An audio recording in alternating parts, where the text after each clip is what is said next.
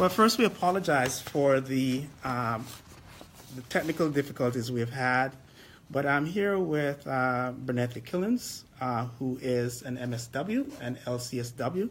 Hi, world. She was trained at the School of Social Work at the University of North Carolina, Chapel Hill, and is now out in the field, licensed and practicing. She is an LCAS, meaning that she's a licensed clinical addictions counselor. Hopefully I got that right. The licensed clinical addiction specialist. Specialist, yeah, thank you. And so we'll be talking today a little bit about addictions and then, or substance use, and then after that, we will get into talking about substance abuse and some other issues associated with psychological problems. So, Bernetta, can you tell us a little bit about yourself? Yes, so I am both a licensed clinical addiction specialist as well as a licensed clinical social worker. I know that there is such a vast amount of information on mental health, but what we know is that gap between mental health and substance use where sometimes clients are missed. So I know that it's a strength as a clinician to have that balanced perspective of both the mental health side as well as the mental health because, as well as the substance use, because I know that it's very rare that I see clients that are either or. Most times it's and. Okay, great. Thank you. So I know that you are an expert in working with veterans. You've done quite a few guest lectures for me in terms of working with veterans in my trauma class. I wonder if you could take just a few minutes to just talk a little about your experience with working with veterans, because Mental Vedere has an outreach to reach veterans who might not be captured in the VA medical centers. Yeah, so working with veterans is a beautiful experience because we say veterans as if it's a monolithic group. Yeah. However, when you are dealing with veterans, you are dealing with a group of people that's as vast as the many countries of the world. My focus tends to be on trauma, on substance use, mental health, and actually just bridging those gaps. One of the things in particular, the trauma that I focus on is post-traumatic stress syndrome. And also I look at historical trauma and how that may play a role in the impact of substance use or how it impacts mental health abilities. I work with veterans and their families. Sometimes if they are deployed, of course we no longer say veteran, we say active. Yeah. But my outreach is more so I'm just trying to capture the veteran and their family and making sure they're in a healthy space. Great. Can you tell me? I know Mental Vedere is relatively new, and you're one of our new clinicians, along with me. Yay! Can you, having all the experience that you add? I know your undergraduate degree is in psychology. Yes. You've done a lot of research, both with me and others. And also, we've done some clinical research in Charlotte before. I'm wondering whether you could tell the world a little bit about what you love to do on Mental Vedere, what populations you want to work with, and so on. Well, take it away. I love the fact that Mental Vedere is just this channel to reach people literally where they are. So in social work, that's the bedrock of our profession, is not necessarily bringing people into our worlds, but actually integrating them in their worlds and what they want, and maybe having a clinical component. With Mental Vedere, I can see someone across all of North Carolina. They can be in their jammies, which, people love to be in. They can also be in their office, and if they have maybe 30 minutes, so it's just a way of being able to get people the mental health and the substance use help that they need where they are and making it readily available for everyone. I love that about Mental Vedere. And as a new clinician, I'm looking at, I can work in an agency and that works well. And I can also have my practice where I'm not having to focus on a lot of overhead costs. But, just simply if I have a smartphone and a client have a smartphone, which at this point, many, many more people have smart devices than they have non. So, again, just kind of putting myself out there and where all clinicians can put themselves out there to just reach the the needs of the masses. I definitely appreciate that. That's really great, because one of the things that I was thinking about as you talked was about reaching people in rural areas, not only in rural areas here in the United States, but since Mental Videre is an international company, reaching people even in rural, remote areas and any place on earth, as you said, who has a cell phone, a smartphone. Can you talk a little bit more about how you would reach rural people and how you might approach it a little bit differently? Yeah, that's really awesome of a question, because I love to say that I am a Southerner with a little Midwest flavor. I would speak to the Southern side because I'm from a very rural area. And I've lived in an urban setting for, oh goodness, many, many moons now. How about that? And what I know that growing up in a rural area is that you have to cater more to a community setting. So whereas, here we're based in the Triangle, Chapel Hill, Durham, Raleigh, North Carolina, but in a rural area, offices may not be available. So if you can connect with people, say at their community outreach events, or connecting to people where they just gather, it just helps kind of bring people together and reaching them where they are. If you grow up in a farm, where I did not have the privilege of growing up on a farm, and that is a major privilege, but I do know many, many people who did. And, maybe just one person would have a computer. But if there's one person that has access to it, many, many people in that community will, again, have access. So we can reach the needs of a variety of people wherever they are, whether it's urban settings or rural settings, just being able to reach them on their devices. Wonderful. I'm going to skip ahead a little bit. Okay. Since you are an LCAS, as we call it, can you talk a little bit about your training as an LCAS? What kind of training is involved, and what kind of clients you might see, and so on? So as a licensed clinical addiction specialist, if people are familiar with social work and you have the licensed clinical social work, the track is almost similar in the fact that you would need over 3,000 clinical hours. You would have to go to school, and just you more specialize. And I like to say that the LCAS, or Licensed Clinical Addiction Specialist, is a specialty. So instead of it having a general base, my sole focus is on substance use. And I look at whether it's opioids, whether it's cocaine, marijuana, just it's a variety of different substances.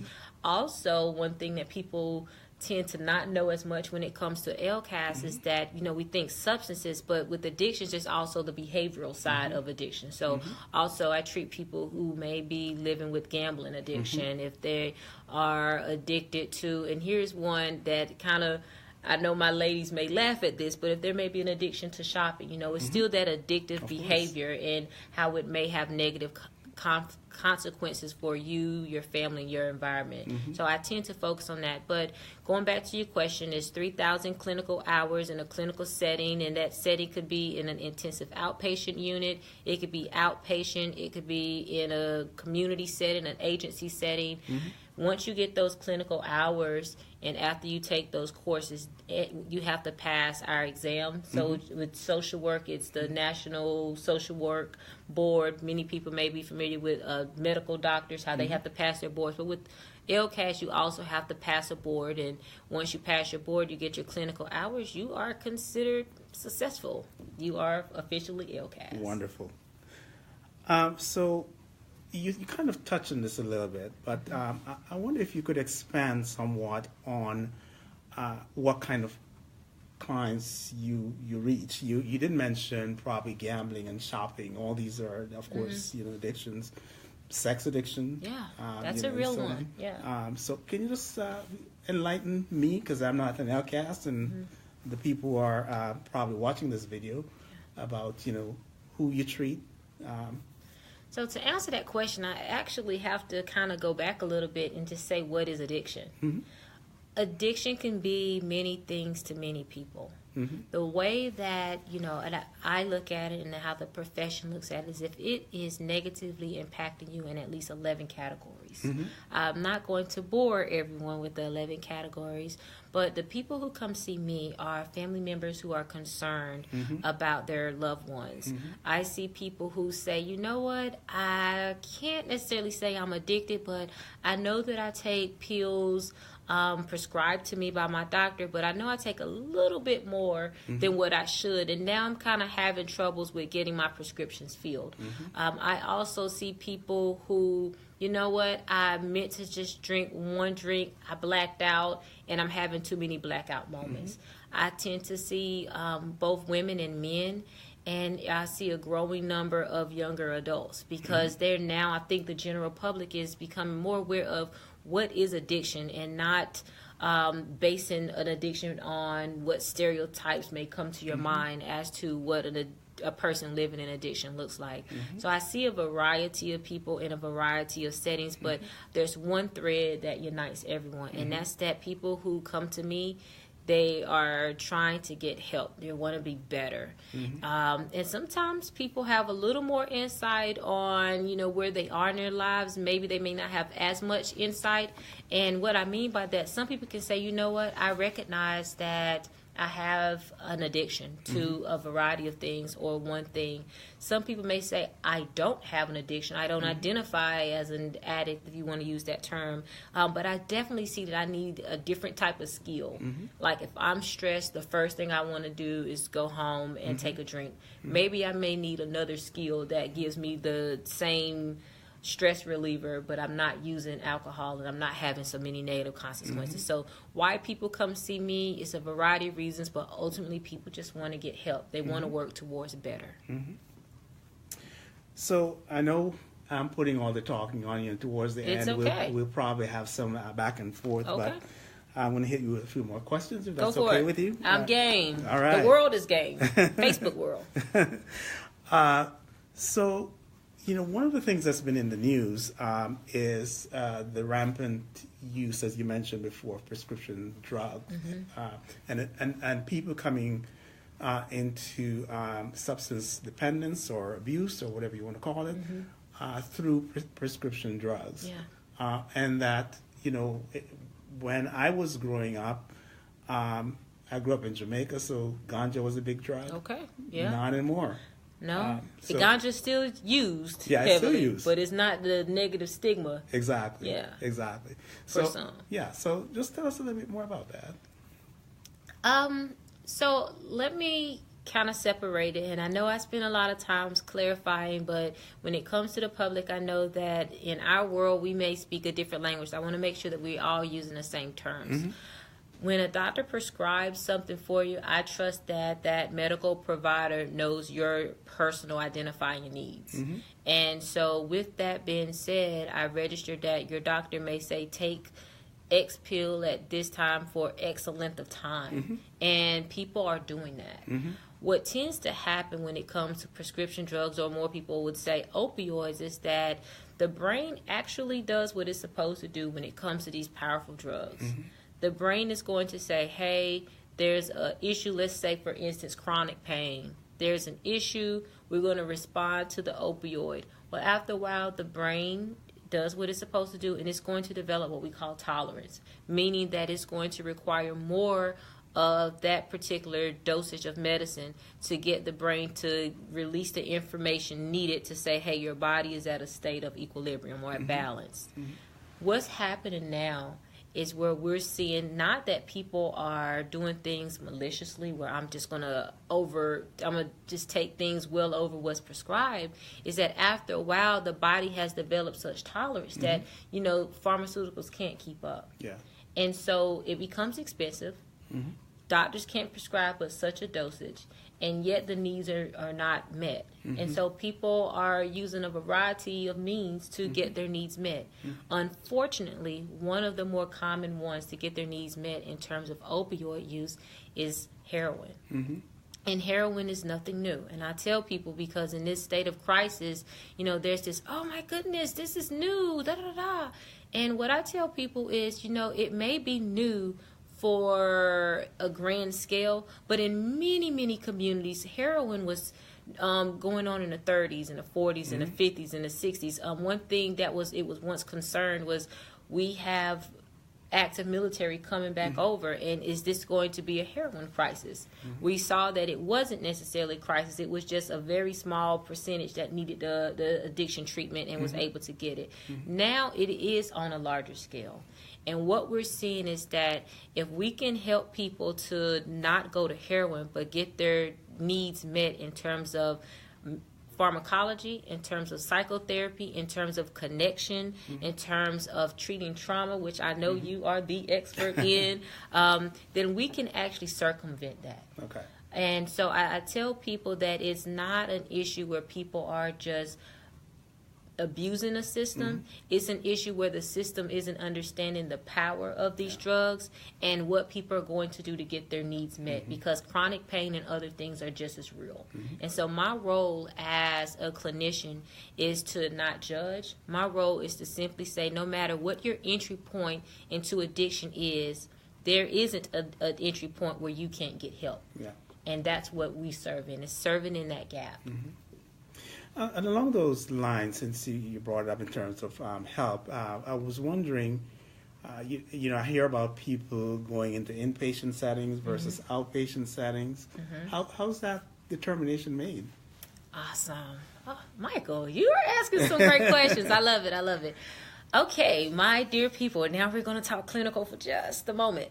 So yes, we have different measures that we use, and those measures we use diagnostic measures. Some people say, oh, you're going to ask me a lot of questions, and so one thing that we use is what's called ASAM, addiction specialist tool that helps us to see where the person is in terms of their personal addiction and what resources are available to meet them there.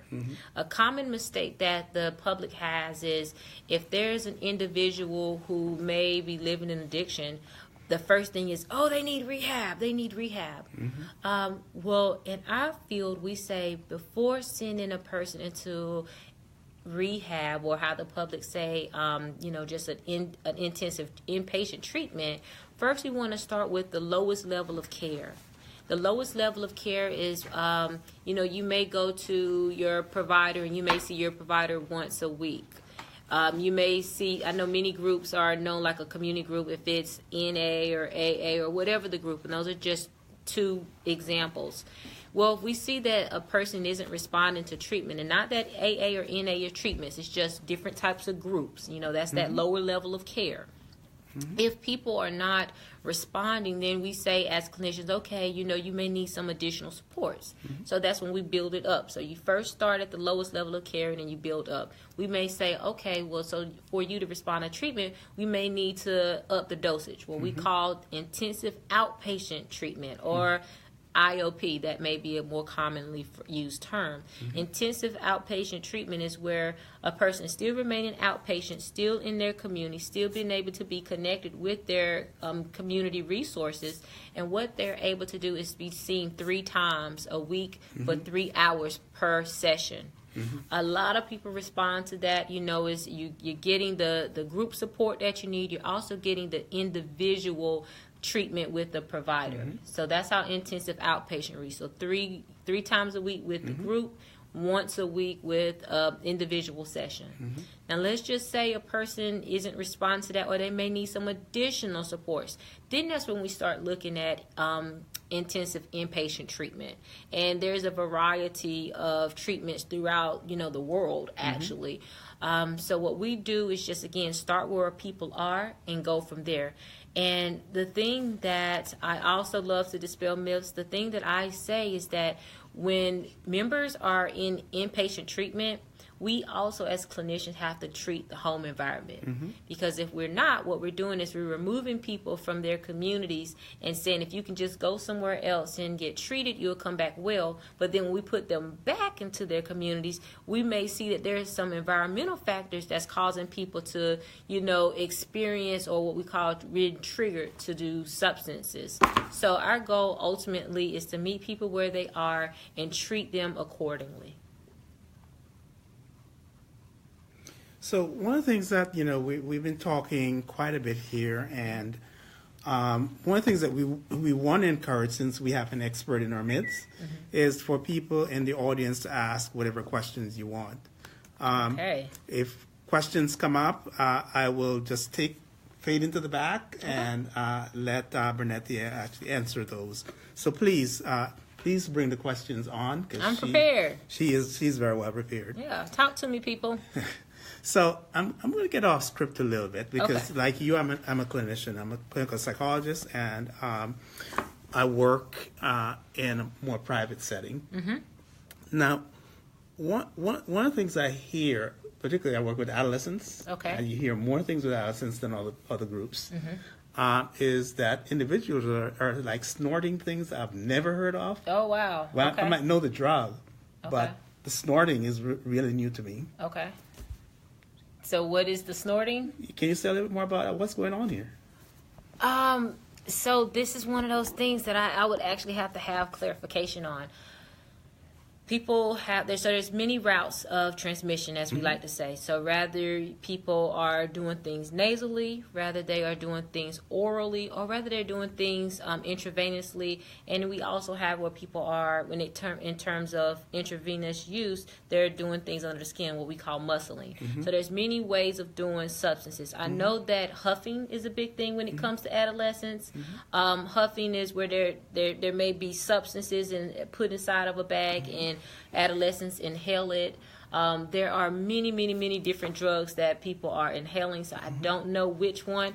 I just know that when it comes to teens, and just people in general, but more specifically the teens, inhalants are really big. Yeah. So poppers, markers, I know that sounds very innocently, but all those things, you have to be mindful of.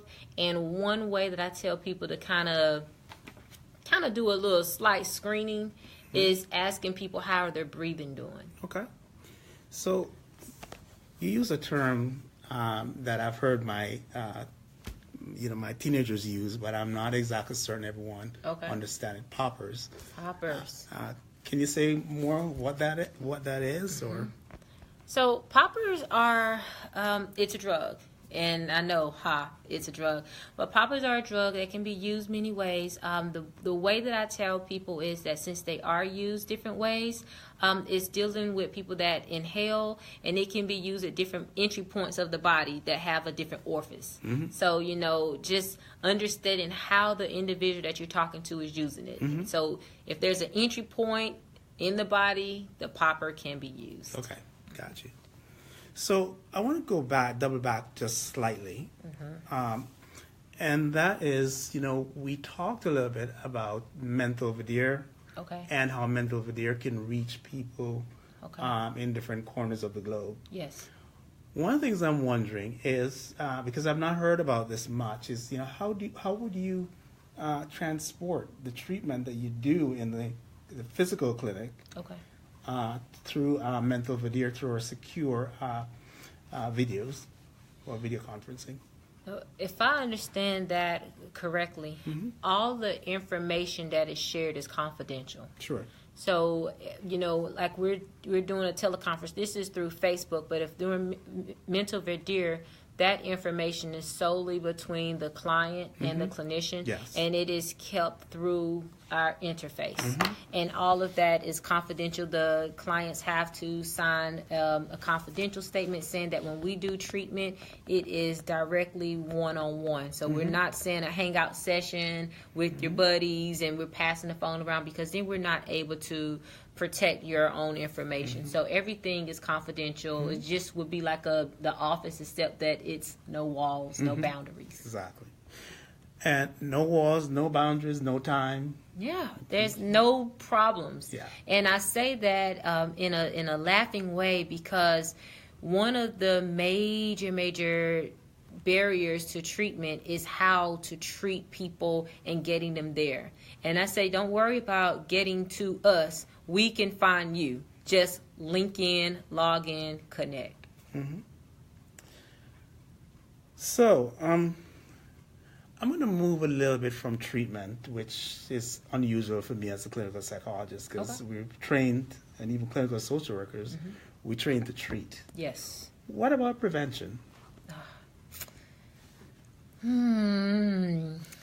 And I smile at that because if we spent as much money on prevention like many countries across the world do, we mean in the United States, and we mean other areas that focus on treatment versus prevention, we'll all be in a better space. So let's talk about prevention.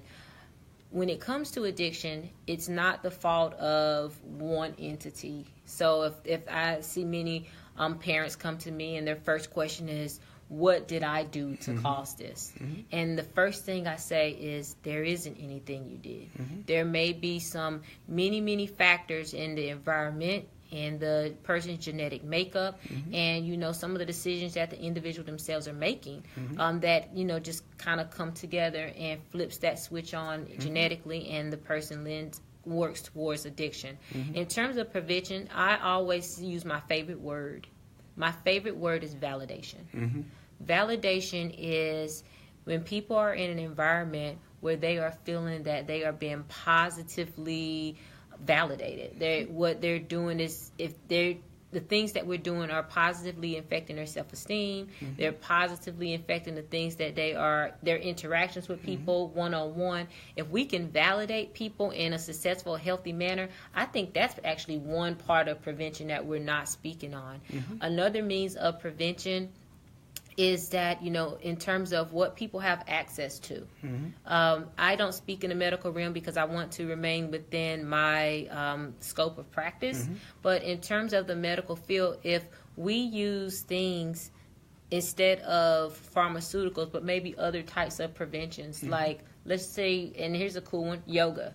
It has enormous amount of research that says, if we can do this, we can reduce chronic pain. We can, have people feeling like they are connected. Again, connection is the key to addiction. It's not isolation. But there's many ways that we can work towards prevention. And the first cornerstone, and I will say this until I can't say it anymore, it is validation of the individual, validation of the family unit, validation of the community, the villages.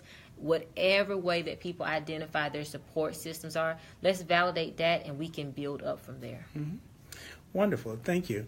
Again, let me remind people who have logged in to send questions our way. I'm sure Burnett, they'll be happy to answer them, and I'll be happy to support her and answer them if necessary. We talked a little bit about prevention. And I'm going to stay here in the U.S. for a little bit because this is where we live at this time. The United States has this war on drugs, where we spend billions and billions and billions of dollars trying to prevent drugs from getting in the hands of people who are using it. But it's not working. What's going on?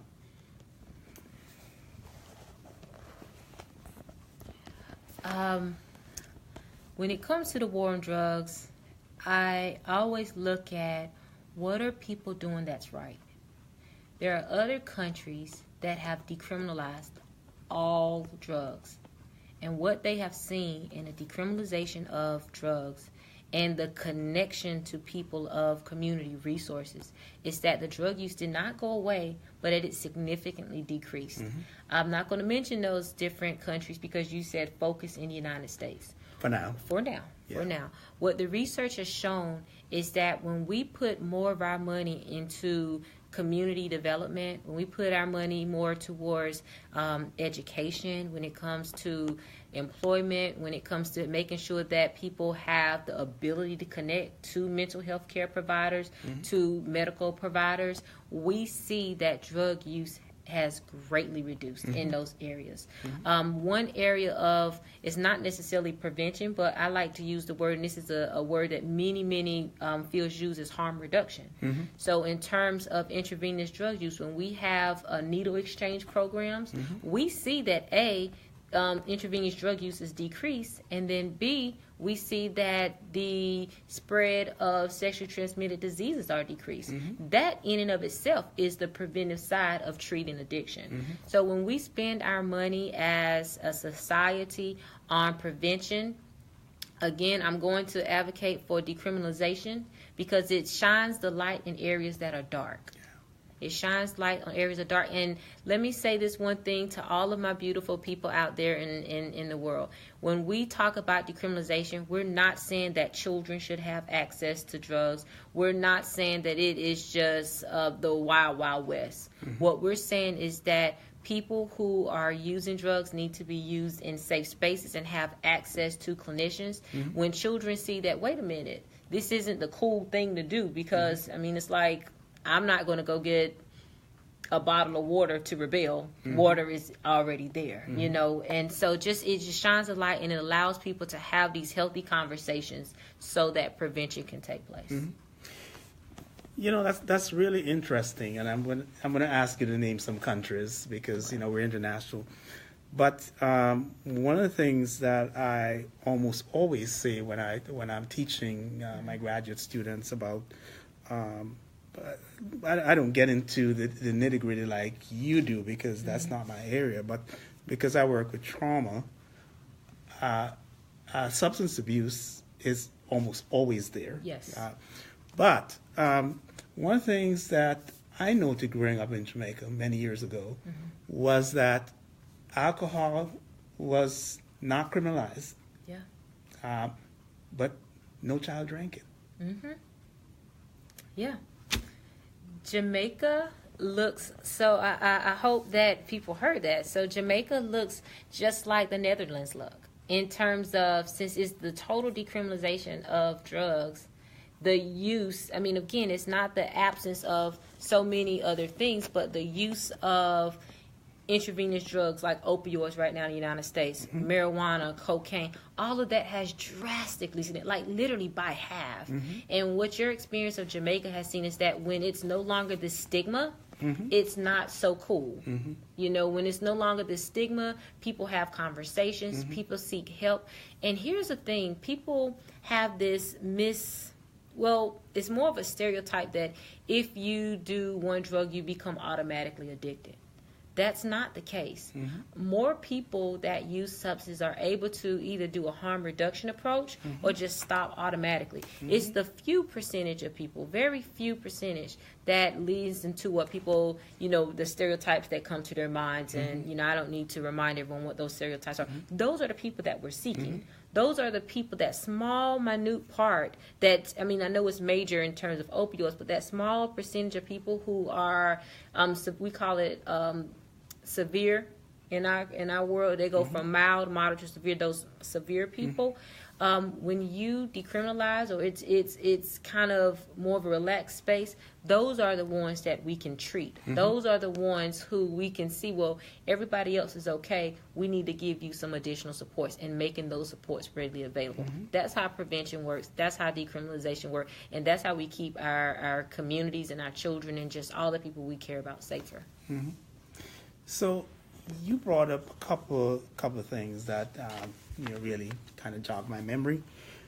One is gateway drugs. Okay. You know, I hear that all the time in my office, since I work with a lot of adolescents and families.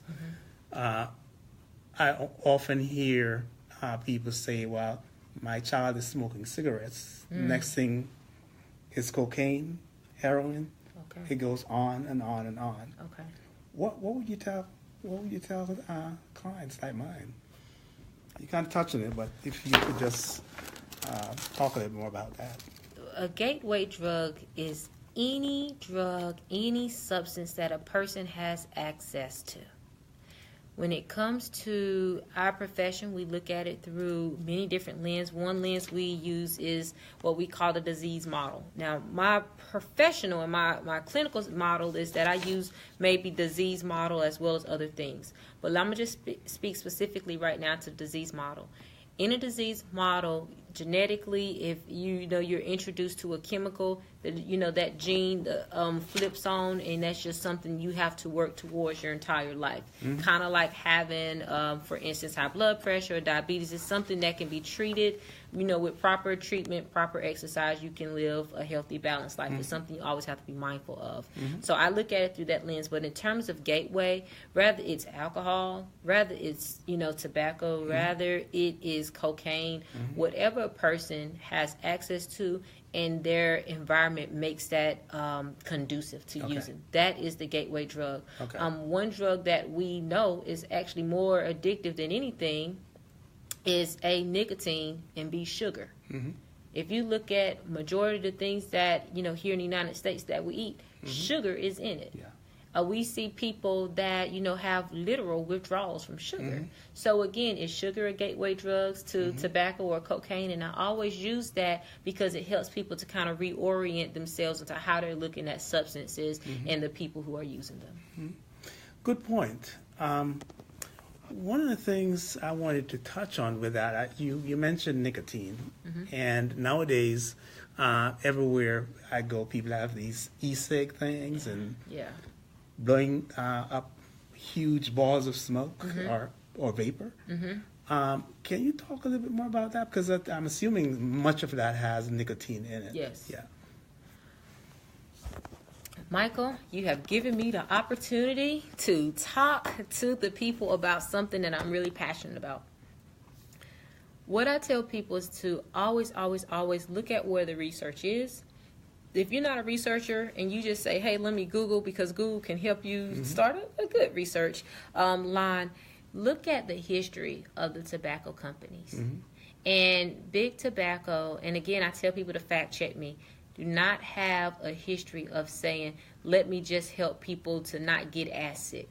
They have a history of we're going to put products and chemicals in our products, and we'll let the chips fall where they may. What I tell people about e-cigarettes is that right now it's almost like the Wild Wild West. We don't know how much this is impacting people. We do know a popcorn lung, and that popcorn lung is something real. Friends, I challenge you to Google. Popcorn lung is where people get so much smoke from and so many of products in the smoke that their lungs are exploding. We know that you're not meant to take in all of that. We don't know. So one type of e-cigarette has one amount of nicotine versus another. The thing is, nicotine is addictive, but what's going on in the product? So people say, well, at least I'm not smelling the smoke anymore. But we don't know, when that cloud evaporates, we don't know the products that we're breathing, what our children are breathing, what our elders are breathing. We don't know because we don't see it or it's not in our clothes anymore doesn't mean that we're not having the environmental effects of it. So secondhand smoke is just as real in e-cigarettes as it is in, the more traditional cigarette. It's just that right now it was initially advertised as a step down approach, but research has debunked that. Going to e-cigarettes is not going to help people eliminate or smoking cessation to occur. So I tell people that if they are wanting to decrease their cigarette use, talk to your medical providers, talk with your healthcare providers, and let's start that treatment. But going to an e-cigarette, it is akin to saying, I want to stop drinking. I'm going to switch from gin to vodka. We would all look at that individual and say, my friend, we need another approach. So you mentioned popcorn lungs. I've heard teenagers talk about that. Yes. Can you say a little bit more about it?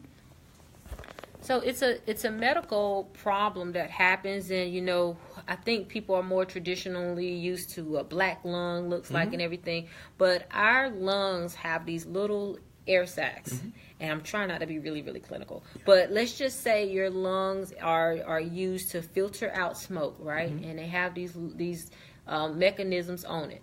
But what happens if you breathe in so much smoke, that's what's happening is that they're popping, and as they pop, their lungs are not able to work properly. Okay. And what we're seeing is that as people are smoking this enormous amount, they're inhaling, because the cool thing when it comes to e-cigarettes is how much smoke you can blow out. Yeah. Well, it's cool only, and that's an illusion, because as much smoke as you're blowing out, that's as much smoke as you've inhaled, and that's what's causing major damage to people's lungs. And I'm glad that you said your teenagers are talking about it, because e-cigarettes are marketed more towards a younger crowd.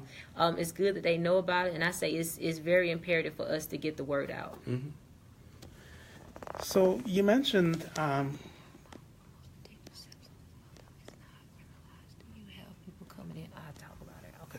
So we have a question coming in for Bernethia. So instead of me talking, I'm going to read it. It Okay. says, cigarettes are among the most addictive substances, although it's not criminalized. Do you have people coming in for treatment? I do. I have people, and this is a common one. I have people that come into treatment for nicotine, but they primarily say, Miss Killens, I may have an issue with with alcohol. And I say, okay. And we always walk through, what are some of the behaviors that you're doing. And so a common one is when I drink, I smoke. When I smoke, I drink. As a clinician, what I know is if that person's treatment goal is to, whether it's harm reduction or it's abstinence. Let's just say for the sake of this example, it's abstinence.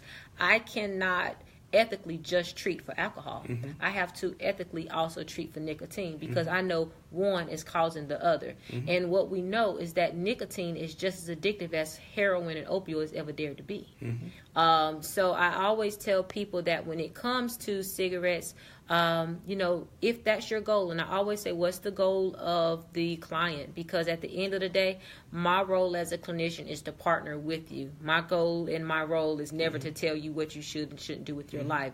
But cigarettes is just as, it's on the same level as alcohol, as opioids, as marijuana, any of the drugs that people identify as drugs. Nicotine is that.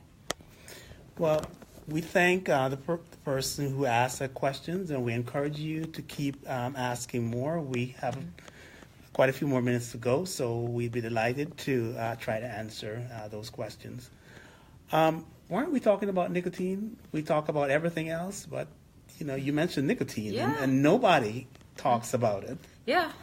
So I always tell people, and I don't know, Michael has not given me you all what I should and should not say. So Michael, I think you are allowing me to lean on my clinical expertise and to be you've given me permission to be honest and without judgment.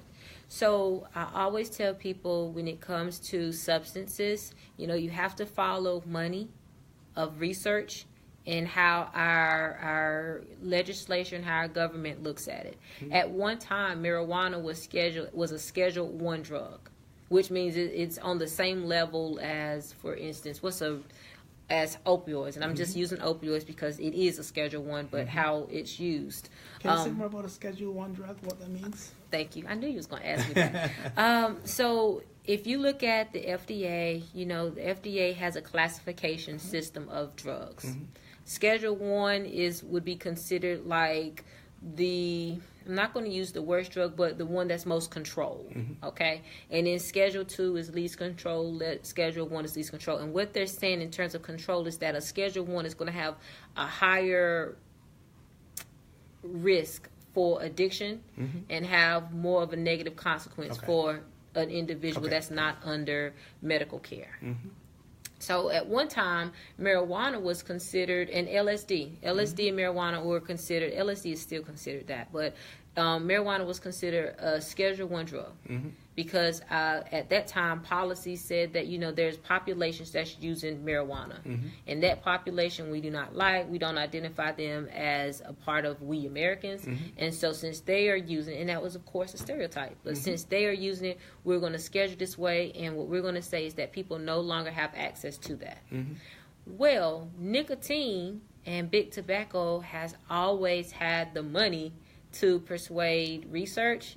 They've had money to help Congress to kind of turn a blind eye to things. Again, this is not Bernettia's clinical opinion. My clinical opinion. This is, again, follow the research and look at it. So right now, when we say, we're under an opioid crisis, we still should be saying, but wait, we are still under a nicotine crisis. We are still under a tobacco crisis.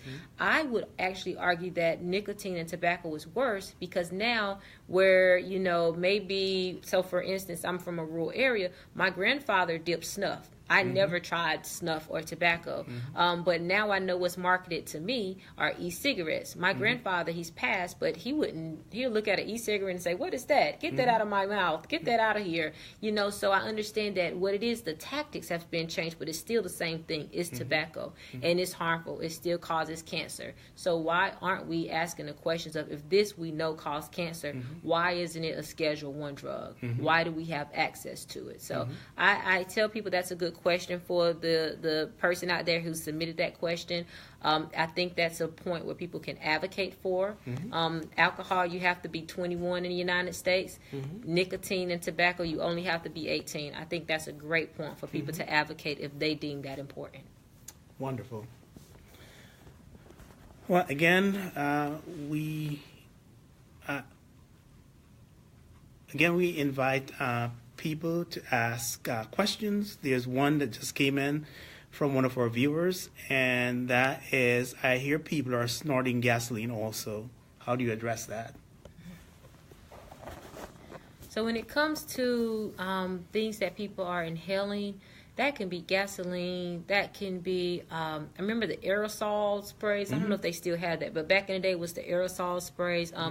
Paints that people are using, different paints, graffiti, stuff like that. All those things are harmful. If it's not meant for you to inhale, then it's harmful. And in a clinical session, we will address that the same as we address any other type of substance. We will see what's going on, the severity of the issue, and we would take it at that. Now, when things are so readily accessible, we actually have to talk about what does the client value. Since, if you have a vehicle, you are going to have to use gas, right? So how can we help you to get your needs met by using the gas for your vehicle, as well as treating your substance use? Is there a way that you can maybe have a mask on? So again, it's meeting that client where they are and understanding that there's many things that can be inhaled. I remember at one time, it's correctional fluid, aka whiteout. That one time was a major inhalant for youth. And so what many schools decided to do was, we had to take that out. So again, it's just about, what's practical and what can we do to help educate people and say, hey, this is something that have negative consequences. How can we partner alongside of you so that if you value your health, if you value not living in addiction, how can we support you towards those goals? Wonderful. Thank you. Is that the same thing as huffing? I hear my teenagers talk about huffing. So I don't know, but so huffing it's an interesting one. Anything can be huffed. That's the thing. So if you were to, a more common one is spray cans. That's a very common one. So you spray it in a bag, and then all day long you huff, you inhale. So any type of thing that can stay in a bag can be inhaled. And that is common amongst our youth. And what I tell people is, hey, always screen. Always provide education, and then let's talk about it and seeing if this is a person that has severe or moderate or mild addiction, and then treating it accordingly. If you catch your youth, huffing, that is a sign that a conversation needs to take place. That is a sign to say, let's gauge the severity of this. That is a sign to say, not only engage the severity, but how can we support that teen in choosing another line? Because at the end of the day, humans are pleasure seekers. We all are designed to seek pleasure. It's just, how do we go about doing that in a healthy manner that does not have negative consequences for ourselves, for our families, and for our communities? Again, remind people that who are listening and also who are viewing us that please bring the questions forward. We are fortunate to have an expert in our midst, and she's really educating me along with you. There's one question I have, and that is, and this is one parents ask me quite a bit when I'm in clinic. How do I start a conversation about drug, alcohol, whatever? How do I start that? Okay. Well, I tell every parent that I have, and I always do this one thing. So if you're out there, raise your hand. Even though I can't see it, raise your hand. Does your child have access to the radio? Okay, raise your hand out there. I know I can't see you, but raise your hand. I raise it for You raise your hand. Okay, thank you. Does your child have access to a computer? Raise your hand. Does your child have access to a television? Raise your hand. Does your child have access to any musical device? Raise your hand. Now, if I have hands that have not been risen just yet, here's one. Does your child have access to other children? And then all hands should be waving in the air like you just don't care. Well, you've already begun the conversation. And the reason why I say you've already begun the conversation is because the messages are already out there. Rather it's in the music, rather it's in the television, regardless of where it is. And since the message is already out there, it's just a matter of what entry point you want to use. What I tell parents, what I tell, parental guardians, aunts, uncles, grandparents, whomever is just investing in that youth, is actually take a moment to listen to whatever song that they are listening to. I guarantee you, if you listen to 3 songs back to back, and in those 3 songs, you do a Google search and look at the lyrics, that song is going to provide you with an opportunity to ask your child a quick question. Hey, what are they talking about? Who is Molly? And have that curiosity. And not naivete, but a curiosity. I don't know a Molly. I don't have a friend named Molly. Oh, wait. Molly is a drug? What type of drug? And that point, allow your children to educate you. Mm-hmm. Having that healthy curiosity allows your children to educate you, but it also allows you to kind of gauge, where they are on the information scale, mm-hmm. and then for you to educate them. Now, let's just say that you look up and you say, who is Molly? And your child says, or your teenager says, I don't know Molly. Can you tell me? Then what you say is, hold on. Let me do a Google search. And you Google Molly in this song and see what that artist talk about, because maybe your adolescent or your child can't say they identify with that, but maybe they like the artist. Well, what is it that they like about the artist? What is it that they do not like about the artist? If they say, hey, I like that this artist is really cool, this artist is dope. Okay, that's cool that the artist is dope, but do you like that the artist uses drugs? That may be a wonderful opportunity for your adolescent to say, well, all because I like someone doesn't mean that I'm going to do what they do. Again, that's a beautiful entry point to having a conversation. And then you say, you know what? I want to keep this conversation going. They may look at you and say, I don't. Well, you can say, guess what?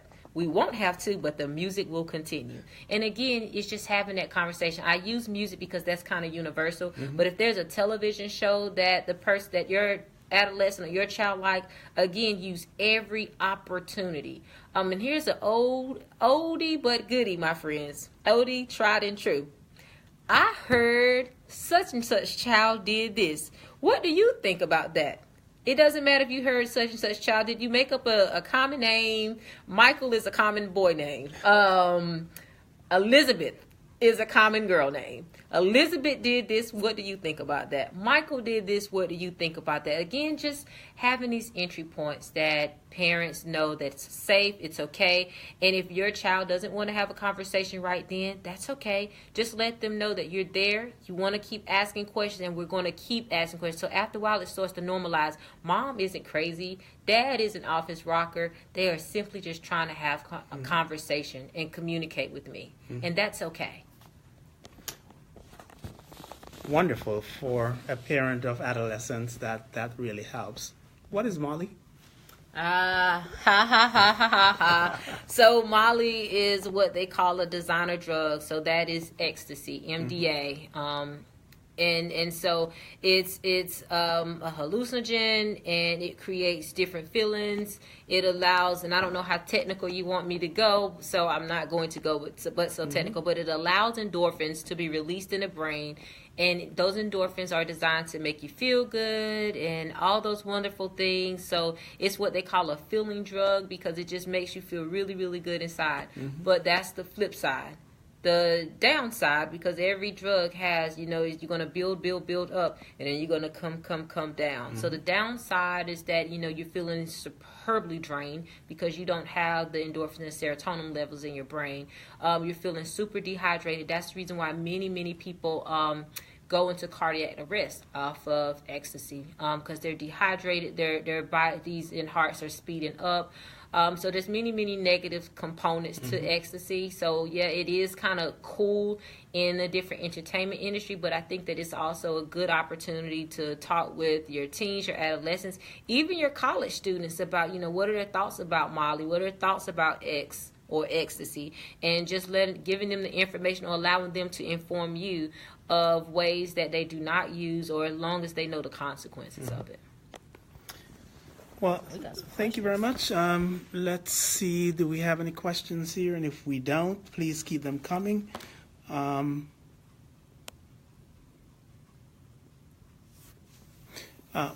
is cigarettes are among the most addictive substances, although they're not criminalized. Do you have people coming in for treatment? I think we answered that. So let's go down a little bit. Let's see. I think there was another one at the top here. I think we might not have any new questions, but Okay. let's actually invite our viewers and listeners to ask questions. Bernethia, you use these terms all the time that I don't know. Okay. So I'm constantly your student. You're always educating me. What's a designer drug? That's a good thing.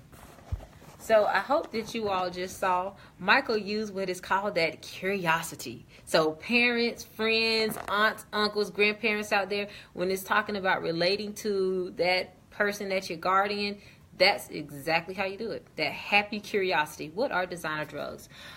Designer drugs can be any drug that's considered cool, that's considered new, that's considered, kind of under the radar, if you will.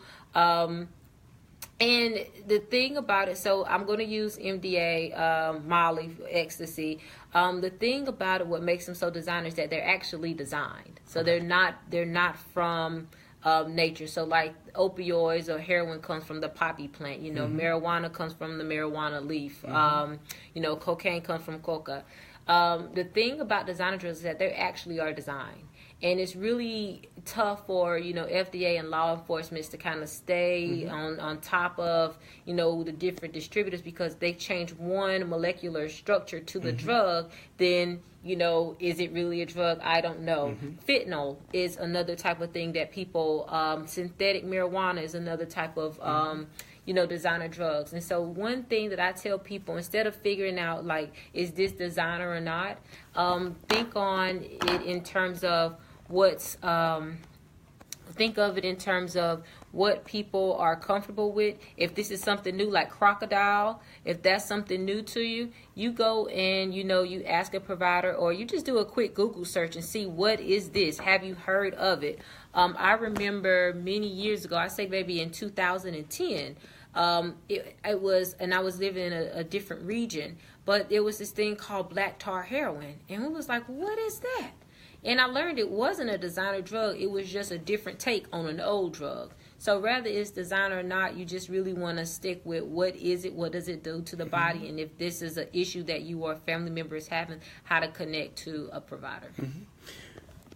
One of our viewers has said someone has asked a question that I need to look at. And it says, Bernethia, I had a friend who said she used harmful drugs like cocaine and other opioids, which she was able to kick, but she struggled up to death and not being able to rid herself of tobacco. Yeah. So you said that the person that passed away, she struggled up to death and not being able to rid herself of alcohol, tobacco. I'm very happy. And want to know, what are the powers that have be on the table to minimize or eradicate the use of cigarettes like guns? Do you think that the rules of governing to use are available for cigarettes? So thank you for the person who sent that out. First and foremost, lots of love and support for your loss. And that is just, it's real. When it comes to addiction, one thing as a clinician, I have hope for every client that comes in my doors, that connects with me, whether I'm out in public or over the phone. I have so much hope for that individual. And I have to acknowledge that when it comes to addictions and they are untreated, most times they lead to death. And actually, in addiction, where we say that untreated addiction leads to 3 places: institutions, death, or prisons. And so, unfortunately, your friend, it was death. I like that you talked about cigarettes, because that's just one thing that we don't talk enough about. I know I spoke about it earlier, but thank you for giving me another opportunity to plug in. If you or a family member are living in a space where you are smoking, and maybe it's 1 cigarette or 3 packs a day, whatever it is, if you at this point say, hey, I want to minimize my use. I'm not sure I want to quit, not sure I can quit, but I want to minimize my use. I would say, please, please, please, bring that buddy in, bring that family member in, to, if they are okay with that, bring them into a provider, because I know for certain that I see more people unsuccessfully try to kick, I'm using your terms, kick tobacco on their own, than I know that I can treat people with opioids. What I tell people is that it's not about what substance you use, it's about your support system. So here is my question that I want to pose to all of you, to pose to your family members or to yourself. Are you further away from the answers or closer to your answers? I'm going to say that again. Are you further away from the answers or are you closer to the answers? I'm going to pause. Did you ask yourself that question, Michael? You did? Okay, good. I ask that question because I tell people that's always the barometer. The further away you are to the answers, the closer your support system, your providers should be, need to be. It is life and death situation that they are. The further away you are from the answers, the closer your providers and your support system needs to be. If you are very in tuned and engaged to the answers, and you say, hey, I'm good, you know what? Let your support system still be there, but maybe they don't need to be there every step of the way with you. But the further you are away, that means that addiction may have become more in the severe category, the closer you want us to be so that we can support you. Because that one friend, I hate that they passed, but maybe if the support system in terms of providers were there, we may have been able to assist at a different outcome. Well, thank you very much, Benethia. Let me make sure we're not missing anyone's question.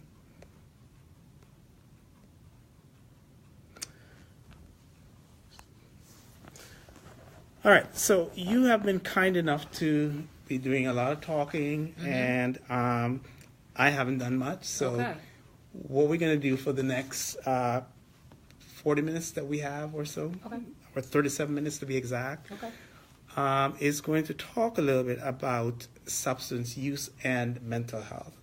As you mentioned a few minutes ago, people who use substances are often also struggling with deeper psychological issues.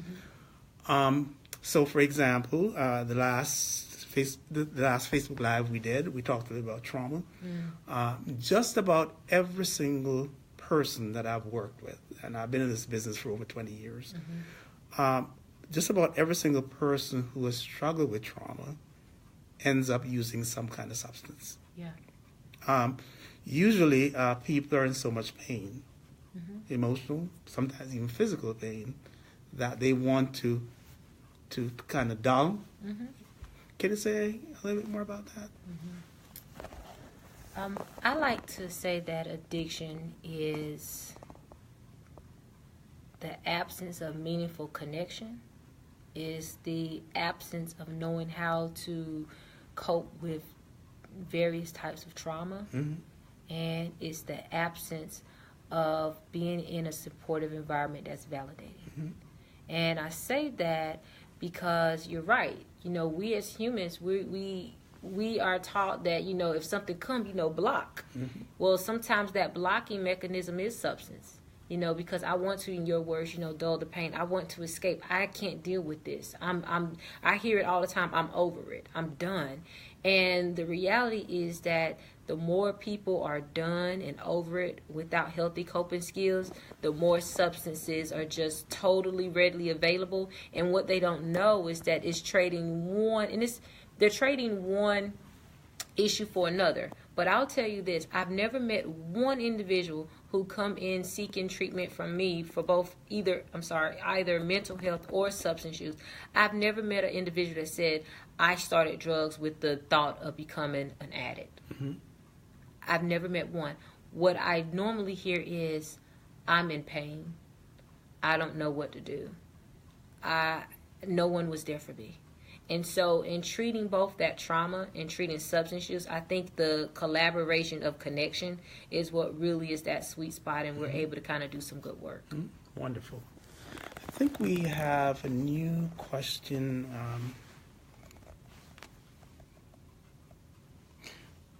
Will receiving treatment from a clinician in a virtual way be as effective as in person? I guess we can both answer that one. Okay, you first. Okay, I'll go first. That is a very good question. I think at least here in the United States now, health insurance companies have to pay for virtual medicine, be it medicine or be it psychological or biopsychosocial issues. Correct. I would say the answer to that is actually yes. I do a fair amount of my work virtually. Okay. Where I might be traveling. I do a lot of international research. So if I'm traveling and one of my clients, particularly those who are struggling with the issues of trauma, are really, really struggling, I get right online and have a conversation with them. And that seems to be just as effective as if we were in the room. I actually have clients now in my own practice that I've never seen face to face. But yet these individuals seem to be doing a lot better than when they started. I wonder if you can add anything to that, Bernadette. So the most effective treatment is the treatment that people are going to use most consistently. If going to the office, a person is going to be most consistent with that, then guess what? Going to the office is the best form of treatment.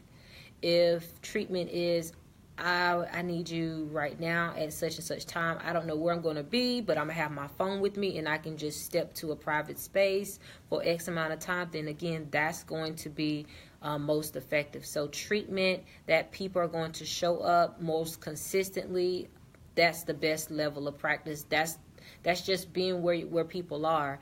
I can speak with working with veterans and working with some of my clients who are dealing with both severe trauma and substance use. Sometimes coming to the office is a traumatic experience itself.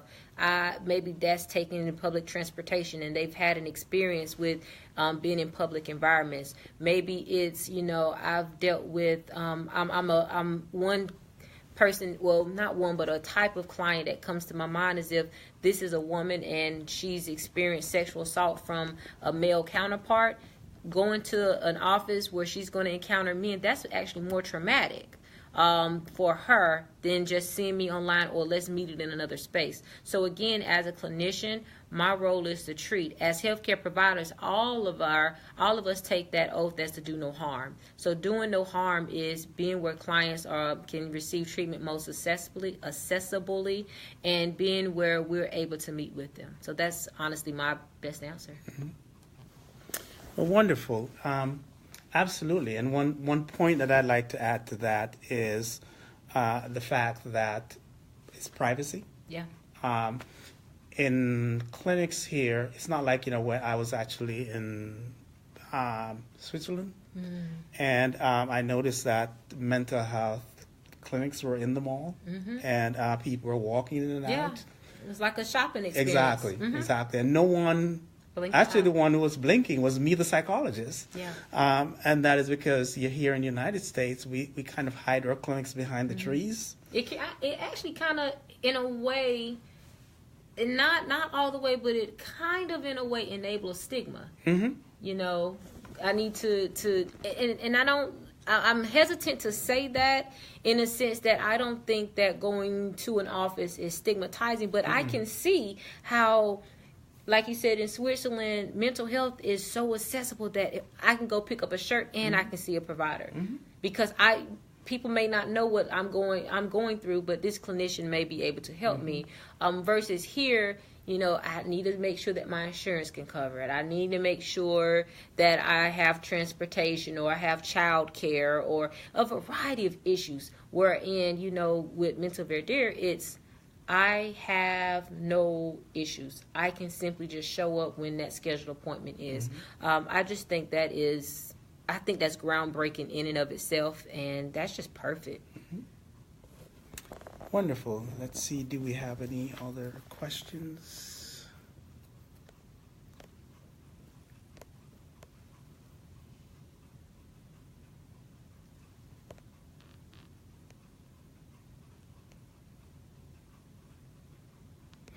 All right. So, we still have a few more minutes to go, and again, we encourage people to continue asking questions. We really want to be as open and honest as we can via this medium. One of the things that I would like to note is that both Bernethi and I are clinicians in Mental Verdure. And so it's really easy to find us there. If you just type in mentalverdure.com, then you will get there. Or just, nowadays, technology is so good, if you approximate it, it actually shows up.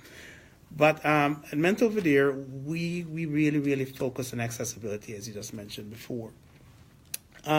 One question I had for you is, what are the psychological concerns might go along? I mentioned trauma because that's the area in which I practice. I'm wondering if you could talk a little bit about other mental health concerns or psychological concerns that might actually overlap or go hand in hand with substance use. Yeah. So there's a lot of different things that go hand in hand. Substance use, it used to be this old way of thinking where it's the field way off in the yonder, if you will. But now we understand that it's a field that's integrated in terms of medical, in terms of psychological, just any type of field that you want to do.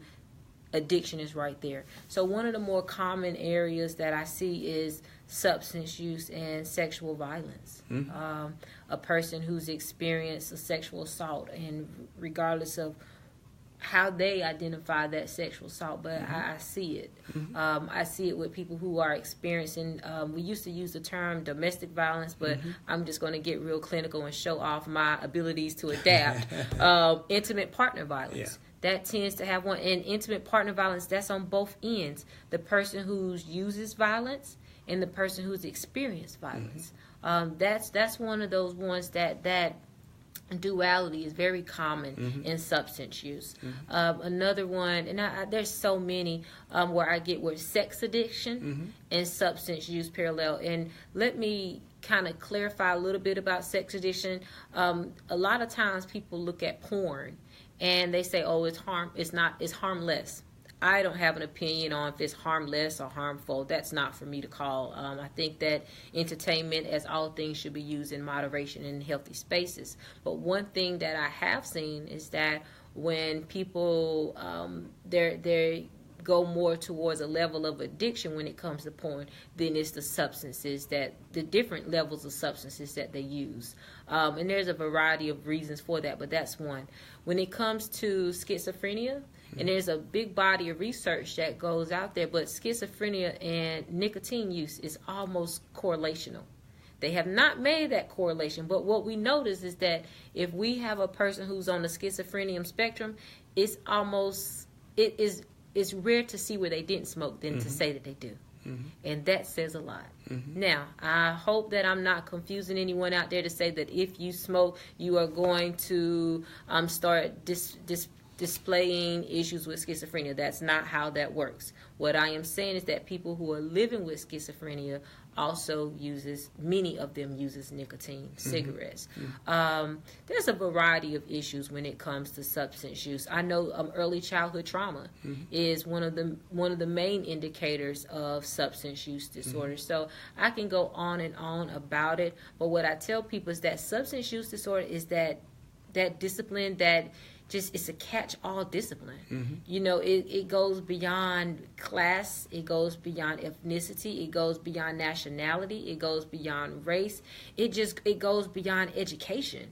You know, you see people all the time, like if the poorest of the poor can live with severe addiction, the richest of the rich can, and people in between. So it's just one of those fields that in entering the field of addiction and mental health, I, as a clinician, have to understand and be mindful of compassion.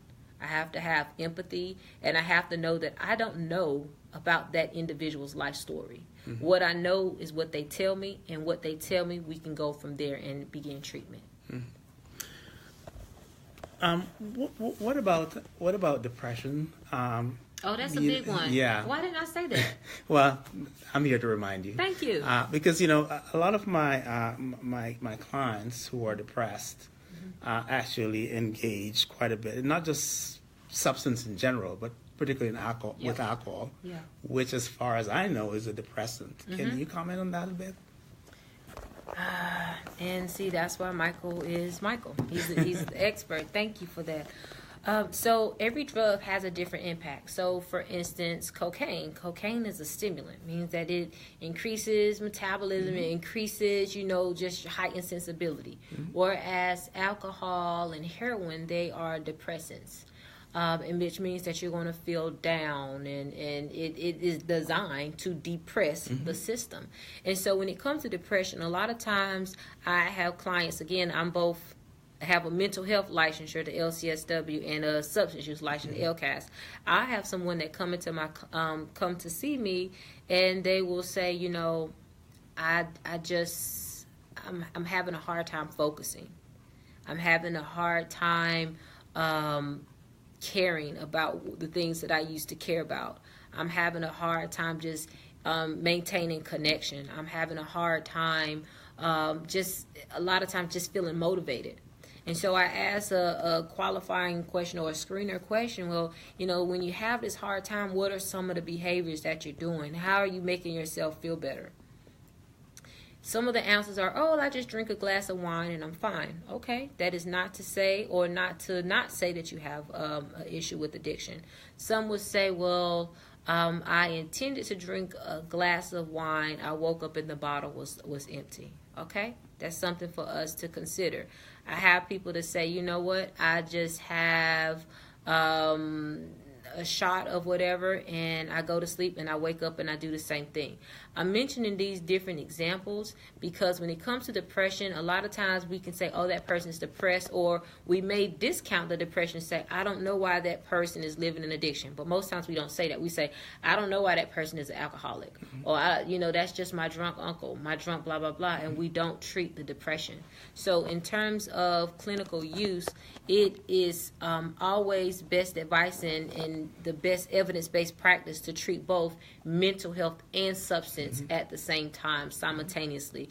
In the event that you have an insurance provider, which I don't think at this point insurance providers do this. I know this was many, many, many, many years ago, but if they was to say you have to treat one then the other, then what we know is that you cannot treat mental health without first solving for the substance use. Because, again, most times they're hand in hand, but substance use have more of a physical impact as well as a mental, whereas mental health is solely just mental. I'm glad you brought up probably some cultural issues associated with all of the above, both psychological problems as well as substance use, largely because one area of my practice is people who are immigrants. And if I had a penny for everyone who has told me that this doesn't exist in my country, I'd probably be wealthy by now. 20-something years I've been practicing. And I'm bringing this up because, different cultures look at mental health and problems very differently. Even here in the United States, all of my training in both clinical social work and clinical psychology done here. And I remember practicing as a clinical social worker in West Philadelphia. And one of the things that I noted was that the people of color came in later. And I'm wondering if you can comment on some of that, including what I was talking about in terms of overseas and people's thresholds in terms of what's normal versus what is not, both in the context of substance use. You kind of touched on it, but I would love for you to expand a little bit more. And so when you said later, were you meaning like later in terms of they may not be able to get there at 4 o'clock, but they can get there at 6 o'clock? That's a good question. Later means that some people, some cultures, have a higher tolerance for certain types of behaviors. So like you said before, that's just my drunk uncle. I see. So, I wonder if you could kind of touch on that a little, because a lot of times people will say, I don't have a problem, or my family member doesn't have a problem. But indeed, it's already there. Yeah, so what was really cool for me when I was in grad school was to notate how much of what thing equals addiction. So for a woman, four drinks in a 1 hour session is considered an addictive behavior. 5 drinks in a 1 hour session is considered an addictive behavior for a man. Now, if you look at the UK, the numbers are, not significantly higher, but it's definitely higher than it is here in the United States. If you look at Russia, the numbers are higher than it is the United States. However, if you look at, maybe some Middle Eastern countries, is 0 and 0. And so I take that into consideration because I love how you mentioned when it comes to cultures, it's always good for us to kind of start with a baseline of understanding. I have a baseline of understanding of how, we in the United States view mental health. I have a baseline understanding of what we look at addiction to be. However, when it comes to working with our clients, regardless of what race, what ethnic group, what nationality, it's important for us to be mindful that the clients are going to educate us. And they're going to let us know what really matters to them. So, for instance, when you said, you had some clients that may come in a little later.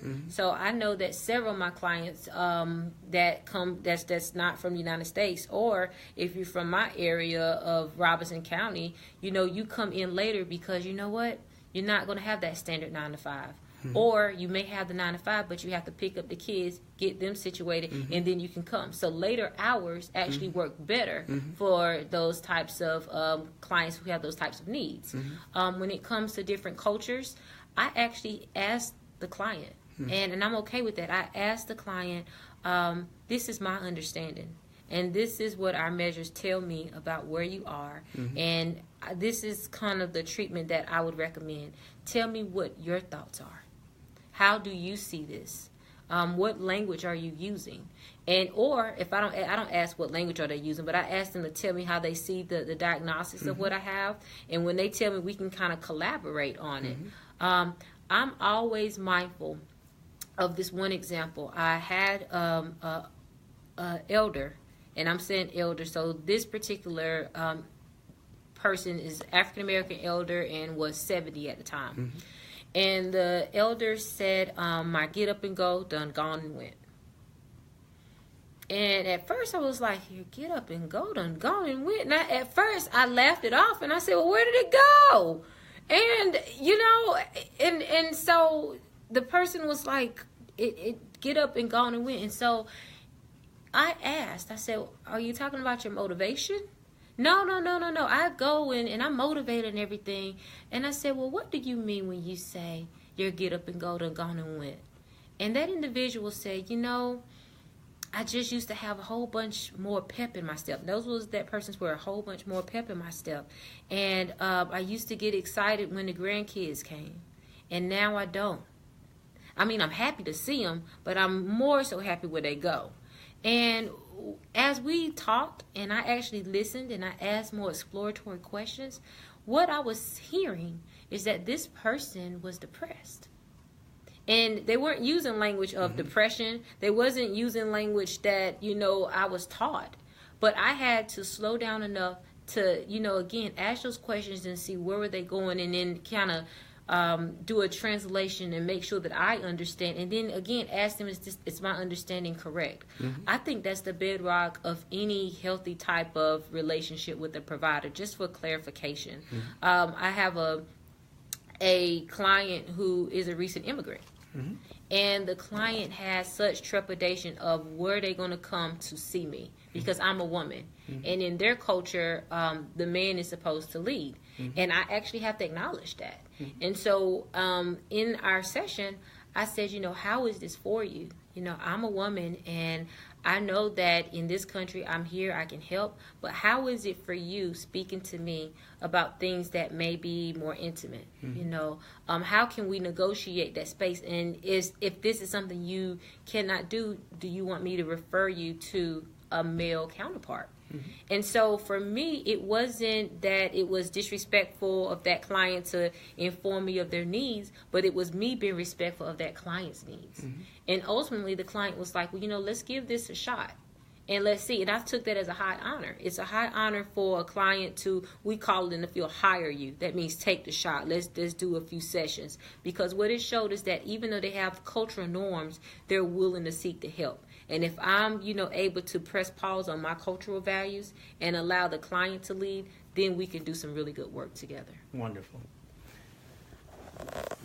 Well, we are about almost out of time, but I would like to thank Bernetti again. Hey, thank y'all for doing this today with me.